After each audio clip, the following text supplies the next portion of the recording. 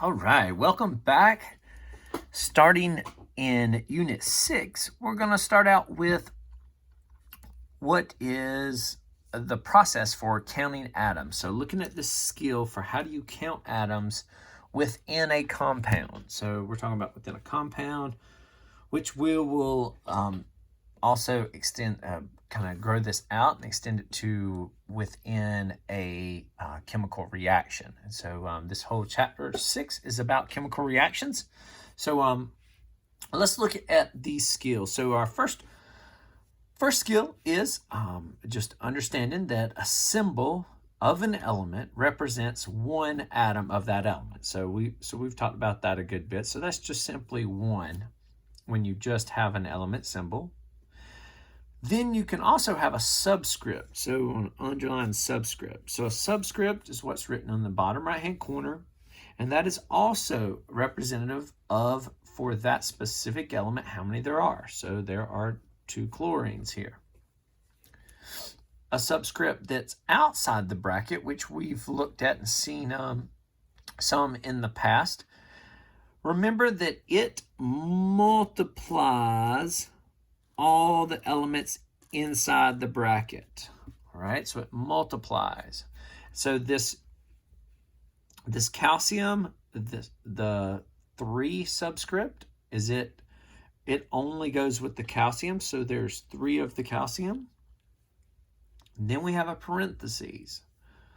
Outside the parentheses, there's a 2, so that 2 multiplies times the subscripts inside.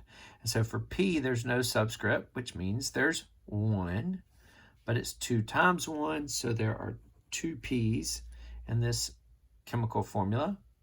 And then there are 4 oxygens inside, but we have to multiply times the 2, so that means there's 8 oxygens in this entire compound. Okay? All right, so let's go on down, and this should be number 4. I apologize. So this is when we have a coefficient.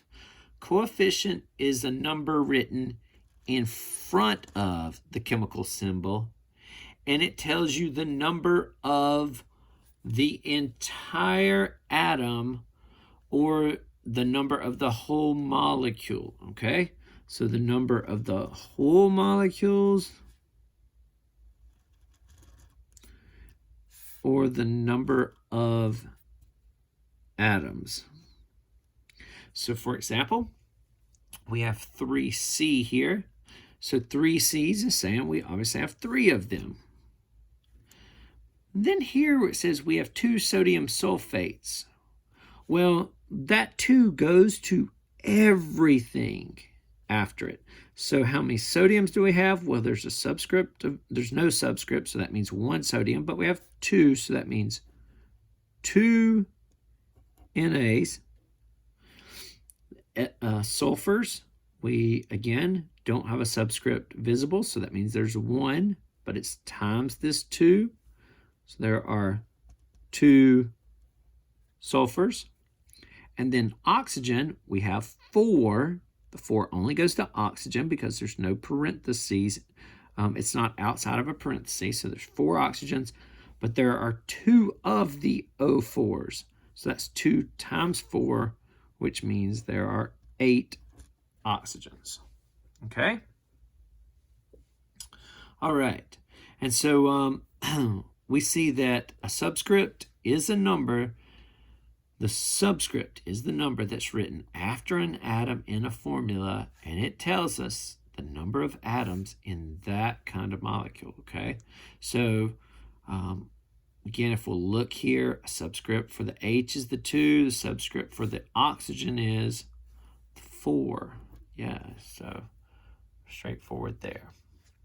All right, so let's look at a few of these, do a couple samples, and then let you guys do the ones on the back.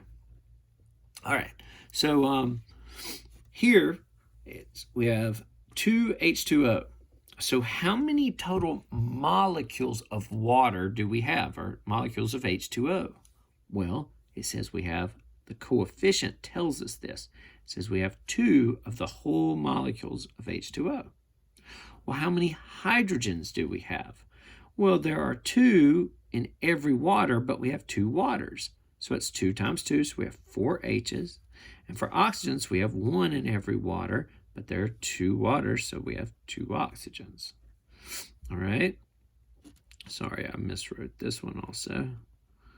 That's not copper, that's sodium. So what about sodium sulfate? All right. How many molecules of sodium sulfate do we have? All right, yep, that's correct. We have 3 molecules of sodium sulfate. How many sodiums then? Yep, 3 times 2, which is 6. How many sulfurs? 3. How many oxygens? 4 times 3, which is 12. Good job, good job. All right, I'm going to let you pause it here and go ahead and do this last one. Okay. Now let's see what you got. So how many molecules of this lead nitrate? 4 molecules of it. How many leads do we have? Well, we have 4 leads because there's a 1 here, and this 2 does not go to this lead. So there are only 4 leads.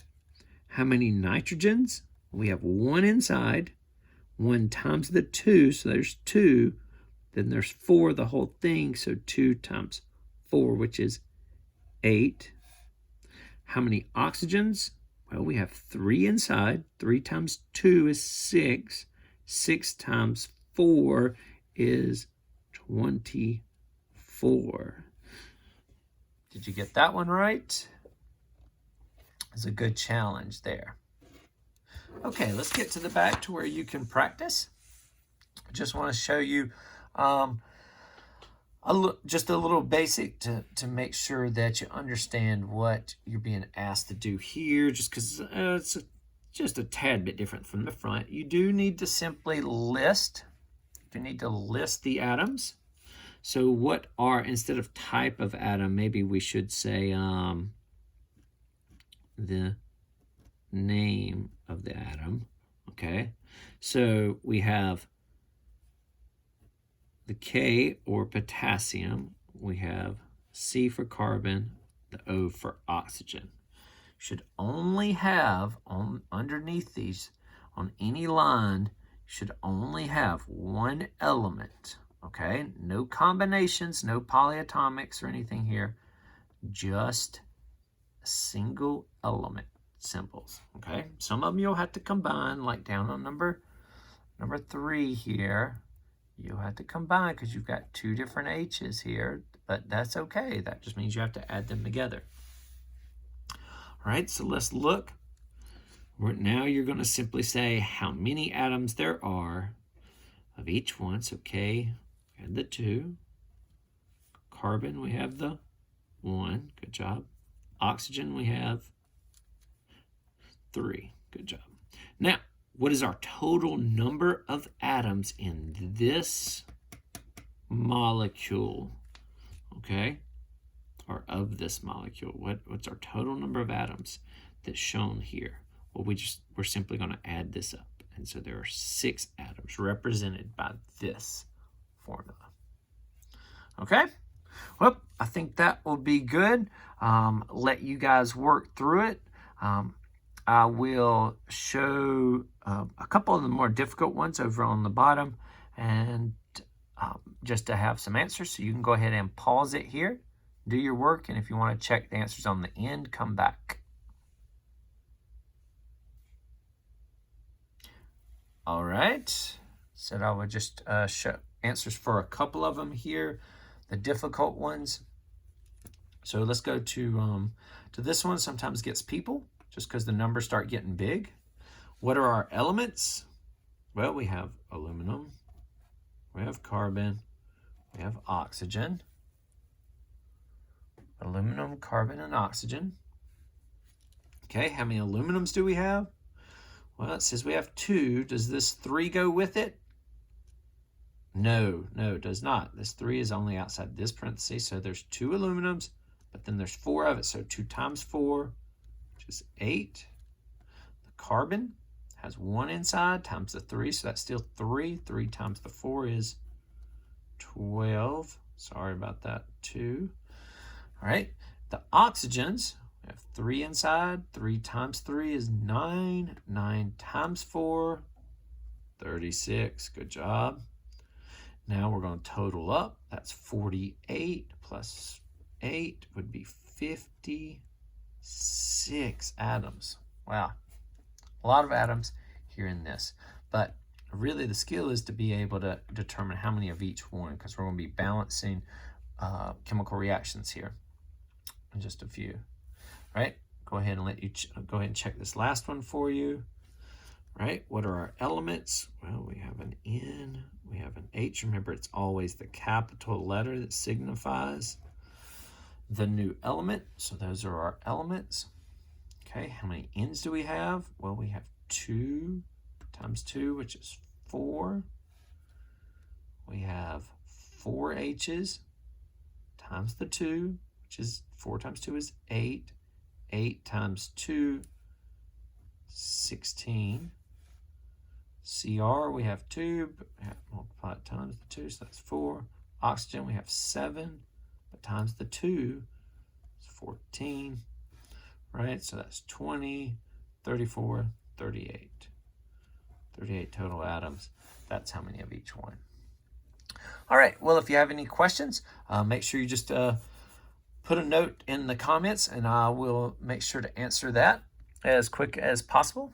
Otherwise, go ahead and subscribe to my page, and you can click on any of the other videos that you may need here. Thank you very much. Bye-bye.